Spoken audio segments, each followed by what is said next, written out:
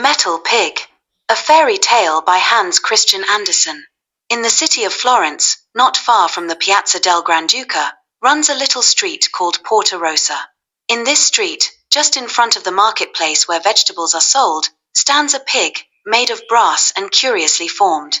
The bright color has been changed by age to dark green, but clear, fresh water pours from the snout, which shines as if it had been polished, and so indeed it has, for hundreds of poor people and children seize it in their hands as they place their mouths close to the mouth of the animal, to drink. It is quite a picture to see a half-naked boy clasping the well-formed creature by the head, as he presses his rosy lips against its jaws. Everyone who visits Florence can very quickly find the place. He has only to ask the first beggar he meets for the metal pig, and he will be told where it is. It was late on a winter evening. The mountains were covered with snow, but the moon shone brightly, and moonlight in Italy is like a dull winter's day in the north, indeed. It is better, for clear air seems to raise us above the earth, while in the north a cold, grey, leaden sky appears to press us down to earth, even as the cold damp earth shall one day press on us in the grave. In the garden of the Grand Duke's palace, under the roof of one of the wings, where 1,000 roses bloom in winter, a little ragged boy had been sitting the whole day long, a boy who might serve as a type of Italy, lovely and smiling, and yet still suffering. He was hungry and thirsty, yet no one gave him anything, and when it became dark, and they were about to close the gardens, the porter turned him out. He stood a long time musing on the bridge which crosses the Arno, and looking at the glittering stars, reflected in the water which flowed between him and the elegant marble bridge della Trinita. He then walked away towards the metal pig, half knelt down, clasped it with his arms, and then put his mouth to the shining snout and drank deep draughts of the fresh water. Close by lay a few salad leaves and 2 chestnuts, which were to serve for his supper. No one was in the street but himself, it belonged only to him, so he boldly seated himself on the pig's back, leaned forward so that his curly head could rest on the head of the animal, and, before he was aware, he fell asleep. It was midnight. The metal pig raised himself gently, and the boy heard him say quite distinctly, "Hold tight, little boy, for I am going to run," and away he started for a most wonderful ride. First, they arrived at the Piazza del Granduca, and the metal horse which bears the Duke's statue neighed aloud.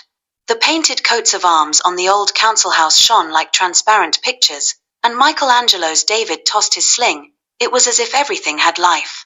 The metallic groups of figures, among which were Perseus and the Rape of the Sabines, looked like living persons, and cries of terror sounded from them all across the noble square. By the Palazzo degli Uffizi, in the arcade, where the nobility assemble for the carnival, the metal pig stopped. "Hold fast," said the animal, "hold fast, for I am going upstairs." The little boy said not a word. He was half pleased and half afraid. They entered a long gallery, where the boy had been before. The walls were resplendent with paintings. Here stood statues and busts, all in a clear light as if it were day. But the grandest appeared when the door of a side room opened. The little boy could remember what beautiful things he had seen there, but tonight everything shone in its brightest colors. Here stood the figure of a beautiful woman, as beautifully sculptured as possible by one of the great masters. Her graceful limbs appeared to move, dolphins sprang at her feet, and immortality shone from her eyes. The world called her the Venus de Medici. By her side were statues, in which the spirit of life breathed in stone, figures of men, one of whom whetted his sword, and was named the Grinder. Wrestling gladiators formed another group. The sword had been sharpened for them, and they strove for the goddess of beauty. The boy was dazzled by so much glitter, for the walls were gleaming with bright colors, all appeared living reality. As they passed from hall to hall, beauty everywhere showed itself, and as the metal pig went step by step from one picture to the other, the little boy could see it all plainly. One glory eclipsed another, yet there was one picture that fixed itself on the little boy's memory, more especially because of the happy children it represented, for these the little boy had seen in daylight. Many pass this picture by with indifference, and yet it contains a treasure of poetic feeling. It represents Christ descending into Hades. They are not the lost whom the spectator sees, but the heathen of olden times. The Florentine, Angiolo Bronzino, painted this picture. Most beautiful is the expression on the face of the 2 children, who appear to have full confidence that they shall reach heaven at last. They are embracing each other, and one little one stretches out his hand towards another who stands below him, and points to himself, as if he were saying, "I am going to heaven." The older people stand as if uncertain, yet hopeful, and they bow in humble adoration to the Lord Jesus. On this picture the boy's eyes rested longer than on any other. The metal pig stood still before it. A low sigh was heard. Did it come from the picture or from the animal? The boy raised his hands towards the smiling children, and then the pig ran off with him through the open vestibule. Thank you, you beautiful animal," said the little boy, caressing the metal pig as it ran down the steps. "Thanks to yourself also," replied the metal pig. "I have helped you and you have helped me, for it is only when I have an innocent child on my back that I receive the power to run. Yes, as you see, I can even venture under the rays of the lamp, in front of the picture of the Madonna, but I may not enter the church, still from without, and while you are upon my back, I may look in through the open door. Do not get down yet, for if you do, then I shall be lifeless, as you have seen me in the Porta Rossa." "I will stay with you, my dear creature," said the little boy. So then they went on at a rapid pace through the streets of Florence, till they came to the square before the church of Santa Croce. The folding doors flew open, and light streamed from the altar through the church into the deserted square. A wonderful blaze of light streamed from one of the monuments in the left side aisle, and 1,000 moving stars seemed to form a glory round it. Even the coat of arms on the tombstone shone, and a red ladder on a blue field gleamed like fire. It was the grave of Galileo. The monument is unadorned, but the red ladder is an emblem of art, signifying that the way to glory leads up a shining ladder, on which the prophets of mind rise to heaven, like Elias of old. In the right aisle of the church every statue on the richly carved sarcophagi seemed endowed with life. Here stood Michelangelo, there Dante, with the laurel wreath round his brow, Alfieri and Machiavelli, for here side by side rest the great men i' the pride of Italy. The church itself is very beautiful, even more beautiful than the marble cathedral at Florence, though not so large.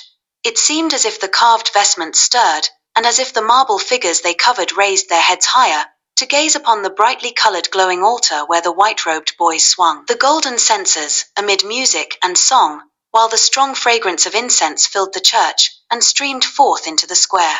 The boy stretched forth his hands towards the light, and at the same moment the metal pig started again so rapidly that he was obliged to cling tightly to him. The wind whistled in his ears, he heard the church door creak on its hinges as it closed, and it seemed to him as if he had lost his senses. Then a cold shudder passed over him, and he awoke. It was morning. The metal pig stood in its old place on the Porta Rossa, and the boy found he had slipped nearly off its back. Fear and trembling came upon him as he thought of his mother. She had sent him out the day before to get some money, he had not done so, and now he was hungry and thirsty. Once more he clasped the neck of his metal horse, kissed its nose, and nodded farewell to it.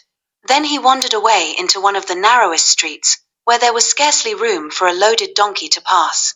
A great iron-bound door stood ajar. He passed through, and climbed up a brick staircase, with dirty walls and a rope for a balustrade, till he came to an open gallery hung with rags. From here a flight of steps led down to a court, where from a well water was drawn up by iron rollers to the different stories of the house, and where the water buckets hung side by side. Sometimes the roller and the bucket danced in the air, splashing the water all over the court. Another broken-down staircase led from the gallery, and 2 Russian sailors running down it almost upset the poor boy. They were coming from their nightly carousal. A woman not very young, with an unpleasant face and a quantity of black hair, followed them. "What have you brought home?" she asked, when she saw the boy. "Don't be angry," he pleaded. "I received nothing, I have nothing at all," and he seized his mother's dress and would have kissed it. Then they went into a little room. I need not describe it, but only say that there stood in it an earthen pot with handles, made for holding fire, which in Italy is called a marito. This pot she took in her lap, warmed her fingers, and pushed the boy with her elbow. "Certainly you must have some money," she said. The boy began to cry, and then she struck him with her foot till he cried out louder. "Will you be quiet? Or I'll break your screaming head," and she swung about the fire pot which she held in her hand, while the boy crouched to the earth and screamed. Then a neighbor came in, and she had also a marito under her arm. "Felicita," she said, "what are you doing to the child?" "The child is mine," she answered. "I can murder him if I like, and you too, John Nina." And then she swung about the fire pot. The other woman lifted up hers to defend herself, and the two pots clashed together so violently that they were dashed to pieces, and fire and ashes flew about the room. The boy rushed out at the sight, sped across the courtyard, and fled from the house. The poor child ran till he was quite out of breath. At last he stopped at the church, the doors of which were opened to him the night before, and went in. Here everything was bright, and the boy knelt down by the first tomb on his right, the grave of Michelangelo, and sobbed as if his heart would break. People came and went, mass was performed, but no one noticed the boy, excepting an elderly citizen, who stood still and looked at him for a moment, and then went away like the rest. Hunger and thirst overpowered the child. He became quite faint and ill. At last he crept into a corner behind the marble monuments, and went to sleep. Towards evening he was awakened by a pull at his sleeve. He started up, and the same old citizen stood before him. "Are you ill? Where do you live? Have you been here all day?" were some of the questions asked by the old man. After hearing his answers, the old man took him home to a small house close by, in a back street. They entered a glovemaker's shop, where a woman sat sewing busily. A little white poodle, so closely shaven that his pink skin could plainly be seen, frisked about the room, and gamboled upon the boy. "Innocent souls are soon intimate," said the woman, as she caressed both the boy and the dog. These good people gave the child food and drink, and said he should stay with them all night, and that the next day the old man, who was called Giuseppe, would go and speak to his mother. A little homely bed was prepared for him, but to him who had so often slept on the hard stones it was a royal couch, and he slept sweetly and dreamed of the splendid pictures and of the metal pig. Giuseppe went out the next morning, and the poor child was not glad to see him go, for he knew that the old man was gone to his mother, and that, perhaps, he would have to go back. He wept at the thought, and then he played with the little, lively dog, and kissed it, while the old woman looked kindly at him to encourage him. And what news did Giuseppe bring back? At first the boy could not hear, for he talked a great deal to his wife, and she nodded and stroked the boy's cheek. Then she said, "He is a good lad, he shall stay with us, he may become a clever glovemaker, like you. Look what delicate fingers he has got. Madonna intended him for a glovemaker." So the boy stayed with them, and the woman herself taught him to sew, and he ate well, and slept well, and became very merry. But at last he began to tease Bellissima, as the little dog was called. This made the woman angry, and she scolded him and threatened him, which made him very unhappy, and he went and sat in his own room full of sad thoughts. This chamber looked upon the street, in which hung skins to dry, and there were thick iron bars across his window. That night he lay awake, thinking of the metal pig. Indeed, it was always in his thoughts.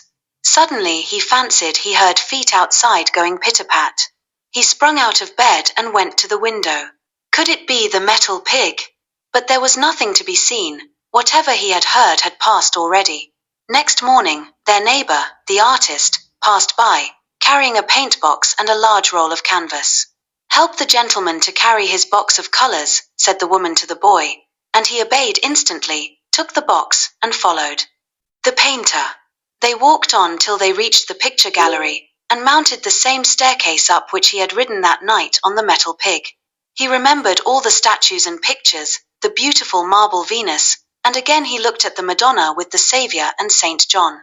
They stopped before the picture by Bronzino, in which Christ is represented as standing in the lower world, with the children smiling before him, in the sweet expectation of entering heaven, and the poor boy smiled, too, for here was his heaven. "You may go home now," said the painter, while the boy stood watching him, till he had set up his easel. "May I see you paint?" asked the boy. "May I see you put the picture on this white canvas?" "I am not going to paint yet," replied the artist. Then he brought out a piece of chalk.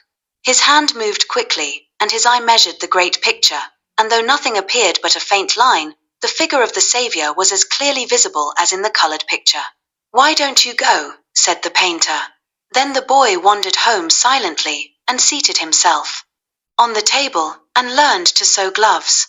But all day long his thoughts were in the picture gallery, and so he pricked his fingers and was awkward. But he did not tease Bellissima. When evening came, and the house door stood open, he slipped out. It was a bright, beautiful, starlight evening, but rather cold. Away he went through the already deserted streets, and soon came to the metal pig.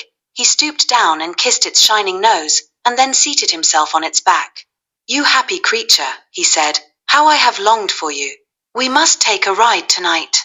But the metal pig lay motionless, while the fresh stream gushed forth from its mouth. The little boy still sat astride on its back, when he felt something pulling at his clothes. He looked down, and there was Bellissima, little smooth-shaven Bellissima, barking as if she would have said, "Here I am too. Why are you sitting there?" A fiery dragon could not have frightened the little boy so much as did the little dog in this place. Bellissima in the street, and not dressed, as the old lady called it. What would be the end of this? The dog never went out in winter, unless she was attired in a little lambskin coat which had been made for her. It was fastened round the little dog's neck and body with red ribbons, and was decorated with rosettes and little bells. The dog looked almost like a little kid when she was allowed to go out in winter, and trot after her mistress. And now here she was in the cold, and not dressed. Oh, how would it end? All his fancies were quickly put to flight, yet he kissed the metal pig once more, and then took Bellissima in his arms. The poor little thing trembled so with cold, that the boy ran homeward as fast as he could. "What are you running away with there?" asked two of the police whom he met, and at whom the dog barked. "Where have you stolen that pretty dog?" they asked, and they took it away from him. "Oh, I have not stolen it. Do give it to me back again," cried the boy, despairingly. "If you have not stolen it, you may say at home that they can send to the watch-house for the dog." Then they told him where the watch-house was, and went away with Bellissima. Here was a dreadful trouble. The boy did not know whether he had better jump into the Arno, or go home and confess everything. They would certainly kill him, he thought. "Well, I would gladly be killed," he reasoned, "for then I shall die, and go to heaven," and so he went home, almost hoping for death. The door was locked, and he could not reach the knocker. No one was in the street, so he took up a stone, and with it made a tremendous noise at the door. "Who is there?" asked somebody from within. "It is I," said he. "Bellissima is gone. Open the door, and then kill me." Then indeed there was a great panic. Madame was so very fond of Bellissima. She immediately looked at the wall where the dog's dress usually hung, and there was the little lambskin. "Bellissima in the watch-house," she cried. "You bad boy! How did you entice her out? Poor little delicate thing, with those rough policemen, and she'll be frozen with cold." Giuseppe went off at once, while his wife lamented, and the boy wept. Several of the neighbors came in, and amongst them the painter. He took the boy between his knees, and questioned him, and, in broken sentences, he soon heard the whole story, and also about the metal pig, and the wonderful ride to the picture gallery, which was certainly rather incomprehensible. The painter, however, consoled the little fellow, and tried to soften the lady's anger, but she would not be pacified till her husband returned with Bellissima, who had been with the police. Then there was great rejoicing, and the painter caressed the boy, and gave him a number of pictures.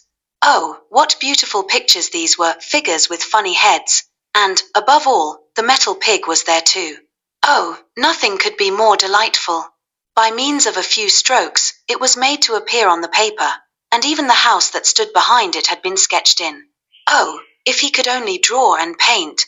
He who could do this could conjure all the world before him. The first leisure moment during the next day, the boy got a pencil, and on the back of one of the other drawings he attempted to copy the drawing of the metal pig, and he succeeded. Certainly it was rather crooked, rather up and down, one leg thick, and another thin. Still it was like the copy, and he was overjoyed at what he had done. The pencil would not go quite as it ought, he had found that out, but the next day he tried again. A second pig was drawn by the side of the first, and this looked 100 times better, and the third attempt was so good that everybody might know what it was meant to represent. And now the glove-making went on but slowly. The orders given by the shops in the town were not finished quickly, for the metal pig had taught the boy that all objects may be drawn upon paper, and Florence is a picture book in itself for anyone who chooses to turn over its pages. On the Piazza della Trinita stands a slender pillar, and upon it is the goddess of justice, blindfolded, with her scales in her hand. She was soon represented on paper, and it was the glove-maker's boy who placed her there. His collection of pictures increased. But as yet they were only copies of lifeless objects, when one day Bellissima came gambolling before him. "Stand still," cried he, "and I will draw you beautifully, to put amongst my collection." But Bellissima would not stand still, so she must be bound fast in one position.